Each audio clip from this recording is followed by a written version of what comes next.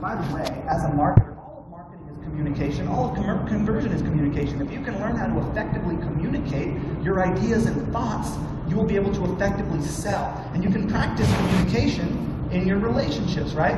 At the end of the day, your ability to communicate is going to dictate your success in relationships, the intimacy that you have in your life, your success in business. So send a survey request, let people tell you what they actually think, and then use that information to make your business and your products and services better. Okay, incentivized video review. This is the landing page I was telling you. Notice you get social proof from this. We have multiple media formats on the landing page. We actually send all of the instructions that are on the landing page in the email. This is the email right here. It says everything that's on the landing page. So someone could literally just read the email and then do it. A lot of people click through, but a lot of people just email us back without ever clicking the link saying, here's my video.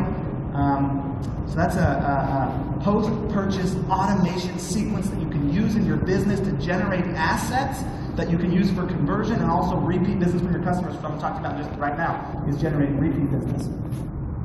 List nurturing and what I call third contact direct response marketing.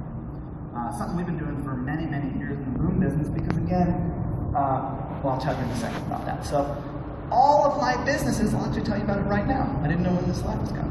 All of my businesses do the same thing. They all engage people in a conversation about a topic that's relevant to their life and interests.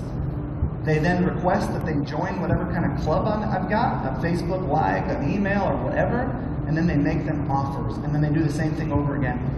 At the end of the day, it's about being in conversation with your prospects. I don't care if you sell a product that's only sold, because I was talking to a guy and he's like, look dude, I only sell a product that's sold through query-based traffic. Contextual traffic doesn't work for my product. People are only searching for it with query. Okay, fine. Maybe your front-end sales come through query, but your back-end communication can be about the problems that your product solves, about what your customer is experiencing, etc. So, types of emails that you want to send out to people. Trust builders, things that build trust, social proof, case studies, testimonials, social proof, I just said that, content emails that are related to stuff that they like. Doesn't even have to be a sales email, right? Offers. You don't want to send an offer very often. You can have what's called soft sells, a piece of content that they're going to like with a soft sell in there. We do a lot of face-to-camera video, and we market these videos on Facebook. And we get, the goal of these isn't direct response, it's to engage with past customers, right? And new customers, and then new customers. So after they've seen a video, we then hit them with a direct response offer. That's why it's called third contact direct response. We engage them with video and with content, and then we retarget them with a direct response offer. And these are the direct response ad kind of type of ads we use, right? It's all content related. We send people to content, which I'll talk to you about in just a moment. But interestingly, the easiest way to do this is with Facebook audiences. They make them for you. Put a video on Facebook, you advertise it, it'll make an audience of the people who viewed it, and then you can target that audience with a direct response offer. And the click-through rate and conversion rate of that direct response offer is significantly higher than just trying to target people and say, buy my stuff. Because, well, let's talk about before let me tell you about what to broadcast to your subscribers, and then I'll tell you about how to sell stuff on the front end. Hey, we've got new stuff you might like. Random holiday sales. It's National Dog Day. Check out our stuff. Content, funny stuff, image-heavy stuff. Any value that you can think of. Any value that you can think of. Tips that will help you in your emails. Always use deadlines. This thing ends at this time. If you're not using deadlines, then you're going to have a harder time closing the sale. Good-looking design actually matters. It really does. Maybe not video quality, although sound quality certainly does matter. Jared was spot on with that. We've tested that. But good-looking design in emails helps with click-through rate of the email. And that's straight out of our split test. Images sell the click. Use images in your emails. Everyone has an HTML loader now. They can load that and also ask people to buy from you. If you're not saying, hey, buy my stuff, then they won't buy it from you. So pictures with words on them. This is like the best thing to give, and Mari mentioned this, or someone else mentioned this. The best thing that you can do to engage your past customers with content that's not sales related is pictures with words on them. It keeps people engaged, it promotes the community and the message. Post those daily if you can. Have your designer go pick 300 quotes from people that you like and that are relevant to your brand. Have your designer create images and post them on Instagram each day, and Facebook and Twitter and Pinterest, and then include them in the emails that you send with links to share. We do this on all of our brands. It works really well. You can see we do funny stuff like, I wonder who was the first person to look at the beehive and think, those things are hiding something delicious in there. I know it. You know, like stuff that people are going to like, because we have, you know, all of our brands are organic and edible and sustainable and green, because at the end of the day, if you don't believe in what you're selling, if you're selling crap, then like, what are you doing, man? Get out of here. Don't use any of the stuff I just told you to sell bad stuff. You know, sell stuff that you believe in, that's good, that you stand behind, that you feel good about, because you will sabotage yourself if you don't believe in your product. All right, now we'll talk about what I believe to be the most important part of business. I meet so many people who are one-product wonders. You guys remember that guy? I don't know, it was like maybe 2001. He had this song. It was, for some reason, it's been in my head the other day. A little bit of anyone remember that? What was the guy's name? A little bit of no?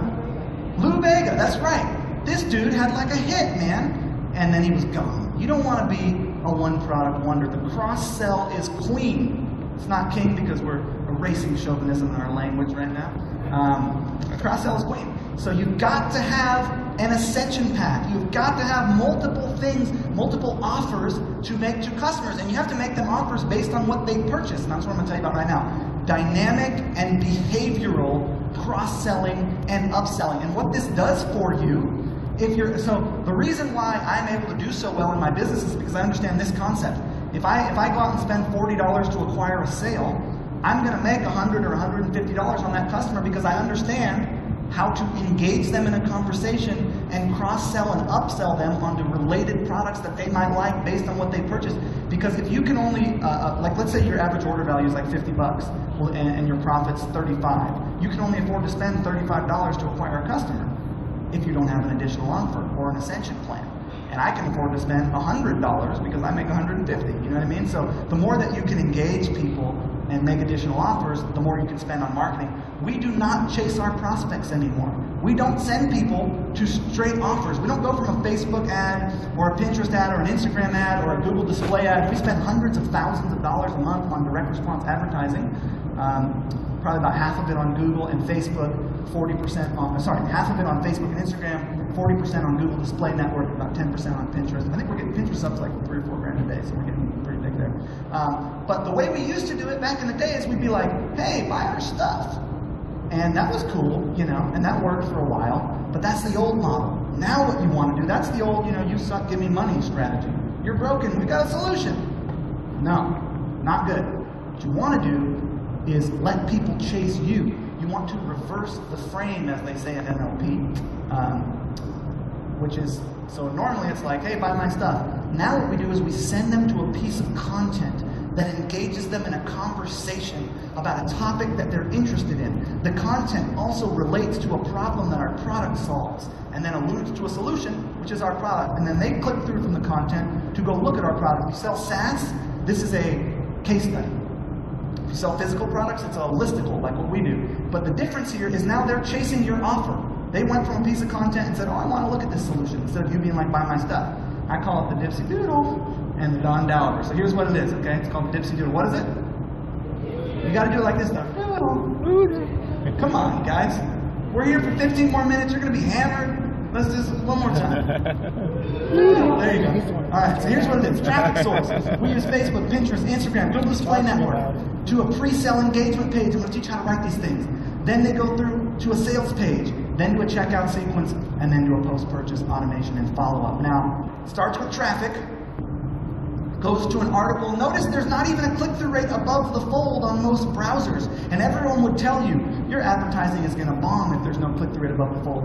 I am buying sales at an average order value of $80 a sale for $11 in some cases off of Facebook. I'm paying around $35 to $40, sometimes up to $60 on Google. I'm paying about $50 on Instagram right now. But anyways, the point is that this is the most effective way of selling that I have ever seen. I didn't invent it.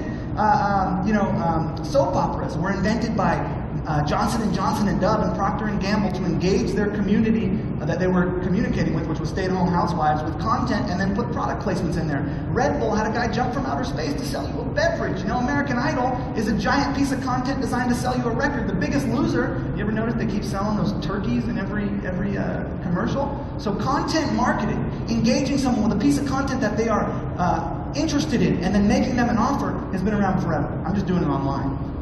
Then we go, and in our case, we're not even going to a sales page, we're literally going to the category page in our store. Check out our stuff. They have to click through to a product, then they have to click on a landing page for a product, then they got to, this is the whole funnel. We do a lot on Pinterest now. It's coming up as an advertising network. It'll be great. Pinterest's big play is to be a comparison shopping engine. They're making a play at Google Shopping. They want to be where people go to search for products. It's a great network to advertise on, mostly women right now. I've got a whole course on Pinterest advertising. We do a lot on it. We're pretty good friends with those guys. But that's what it would look like. Now, what's interesting is when you combine this with retargeting. For the first like 9 months we were doing this, and we've been doing it for several years now. If anyone went to the Traffic and Conversion Summit, they started talking about it. Now what we do is we combine with retargeting. At first we were just like not even doing any retargeting because we were busy and we've got multiple brands and it was working. Now, if they make it to the pre-sale engagement, this is important. If they make it to the pre-sale engagement page, and they don't click through to the offer, we retarget them with more content. We don't retarget them with product offers. They didn't show interest in our product. We have to engage them with more content before we can try to sell them. If they make it to the sales page, they showed interest in the product and you can retarget them with the product. Does that make sense? Okay, little tip for retargeting. If you're not retargeting across Facebook and Google, you're missing out. Google, you can put a Google pixel and a Facebook retargeting pixel on there. You can now upload your email addresses, just rolled out in Google. It actually has a higher match rate than Facebook, 52% to 48%. You can upload all your past customers into Google and you can retarget them on the Google Display Network. Everyone is like afraid of the Google Display Network. Google with YouTube, with Google Search, with their Google Shopping, and with Google Display Network has $52 billion in ad revenue compared to Facebook's $7 billion. The inventory is much wider. Facebook is a better system. It is easier to use for sure, and it's going to eventually probably at least compete, if not overtake them the way things are going. But right now, Google should not be ignored. So this is the Dipsy Doodle. And the Don Daliber. The Don Daliber is when you hit the sales page, right? It's the old Dipsy Doodle. All right. So I use this in my e-commerce businesses. I use this in my information marketing businesses.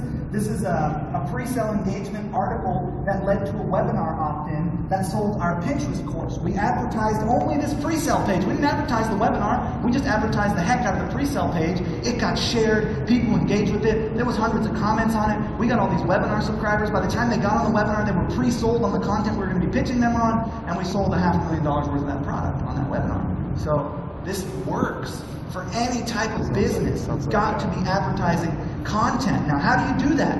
This is the Dipsy Doodle baby, by the way. When you see this, just like Mari, things are serious right now. When you see the Dipsy Doodle baby, you know things just got crazy. I saw that on your slide, and I was like, oh man, I like her. It's cool. All right, so the types of content that you want to do on your Dipsy Doodle pages, because if you can get a Dipsy Doodle